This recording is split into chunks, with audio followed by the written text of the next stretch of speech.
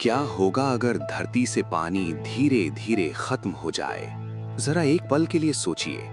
आज सुबह आप उठते हैं, नल घुमाते हैं, पानी आता है, आप चैन की सांस लेते हैं। लेकिन सवाल ये नहीं है कि आज पानी आया या नहीं। सवाल ये है कि अगर हर दिन पानी थोड़ा थोड़ा कम होता जाए तो क्या हम उसे महसूस भी कर पाएंगे?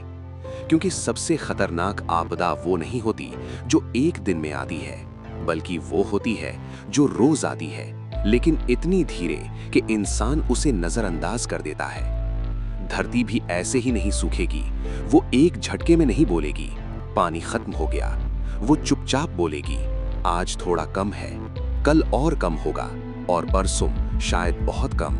और तब तक हम समझेंगे जब तक बहुत देर हो चुकी होगी। शुरुआत में कोई डर नहीं होता। नदियां बह रही होती हैं, समुद्र लहरें मार रहा होता है, और बारिश थोड़ी कम सही लेकिन हो रही होती है। लोग कहते हैं, अरे यार पहले भी ऐसा हुआ है, इस साल कम बारिश है, अगली बार ठीक हो ही जाएगी। लेकिन इसी दौरान धरती के नीचे का पानी धीरे धीरे सूखता रहता है।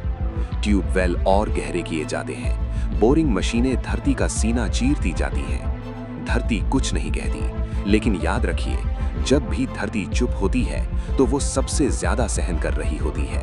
और यहीं से पानी का खत्म होना एक आंकड़ा नहीं, एक प्रक्रिया बन जाता है।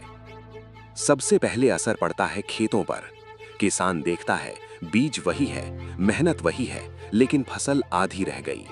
नहर में पानी पहले जितना नहीं आता, कुएं सूखने लगते हैं, मिट्टी में दरारें पड़ जाती हैं। एक किसान सूखी जमीन को देखकर कहता है, पानी नहीं है तो अब मेहनत का क्या फायदा? और शहरों में लोग कहते हैं, सब्जी बहुत महंगी हो गई है। उन्हें नहीं दिखता कि ये महंगाई नहीं, ये पानी की कमी की पहली चीख है। अगर खेत सूख जाएं, तो क्या शहर जिंदा रह सकते हैं? अब पानी शहरों में भी कम महसूस होने लगता है। पहले दिन में एक बार पानी आता था, अब 2 दिन में एक बार।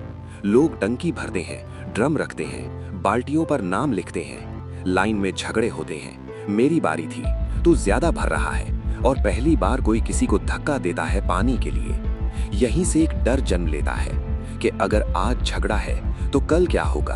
अब पानी सिर्फ जरूरत नहीं, ताकत बन जाता है। जिसके पास पानी वो सुरक्षित, जिसके पास नहीं वो मजबूर। सरकारें नियम बनाती हैं, नहाने का समय तय, गाड़ी धोना मना, पानी का कोटा तय। लेकिन सच्चाई ये है, अमीर लोग पानी खरीद लेते हैं, टैंकर मंगवा लेते हैं, फिल्टर लगवा लेते हैं।